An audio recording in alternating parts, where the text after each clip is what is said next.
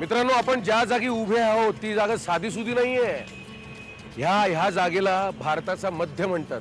खरंच म्हणजे भौगोलिक दृष्ट्या नागपूर, महाराष्ट्राची उपराजधानी नागपूर ही भारताचा मध्य समजलं जाते.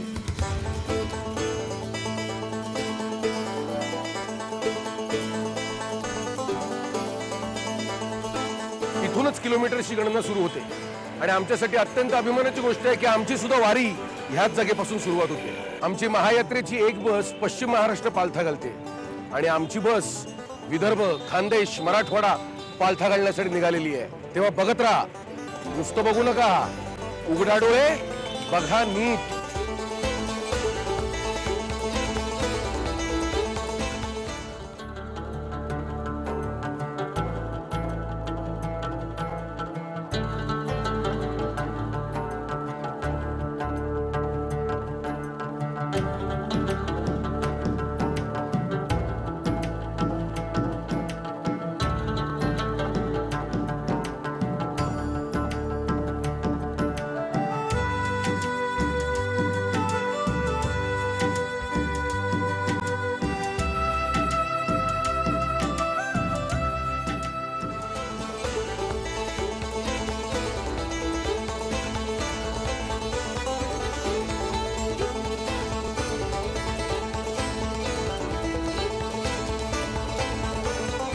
नमस्कार नमस्कार, राम राम राम राम. वारी विधानसभेची निघालेली आहे. संपूर्ण नागपूरला वळसा घालून बाबासाहेबांच्या दीक्षाभूमीचं दर्शन घेऊन आणि बोधिवृक्षाचा आशीर्वाद घेऊन वारी विधानसभेची निघालेली आहे. तुमचा आशीर्वाद घेऊन तुमचं मन जिंकण्यासाठी.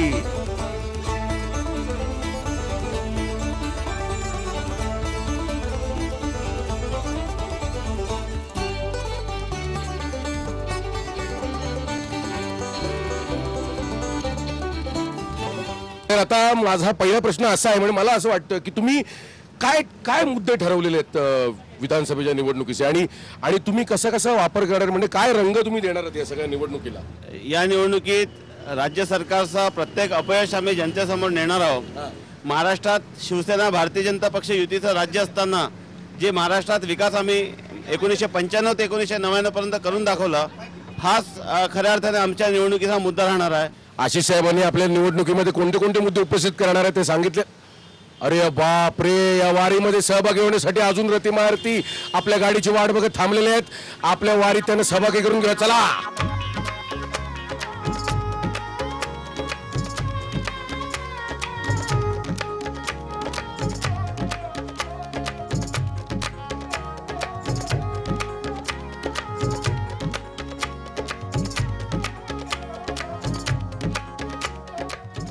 आता या वारीला खरा रंग चढणार आहे, कारण बरेच रथी महारथी आपल्या या वारीमध्ये सहभागी झालेले आहेत.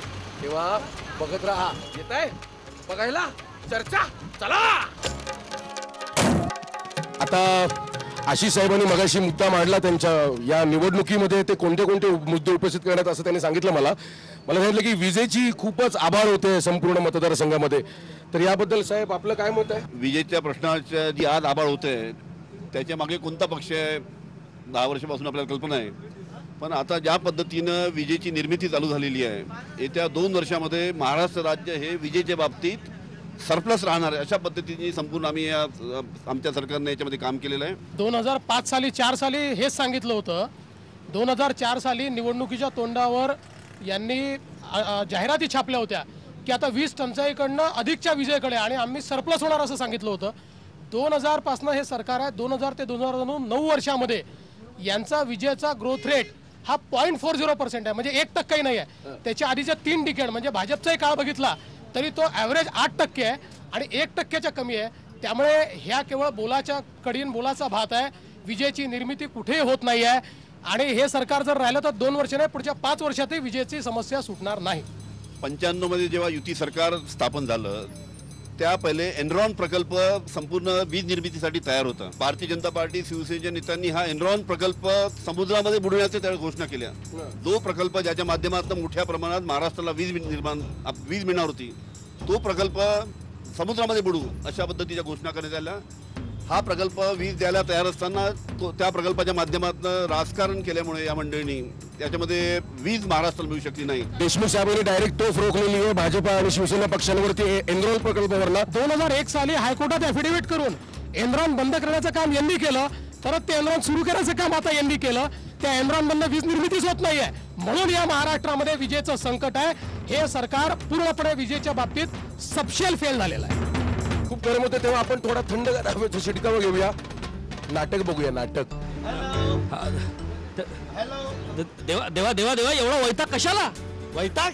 अरे वैताग आला या मोबाईल फोनमुळे मला. काय झालं? काय झालं म्हणजे अरे इकडे याचा फोन त्याचा फोन, SMS वर SMS, SMS वर SMS, तिकडे सत्यभामा रुक्मिणी यांचे सुद्धा फोन. अरे त्या दोघी काय म्हणाल्या?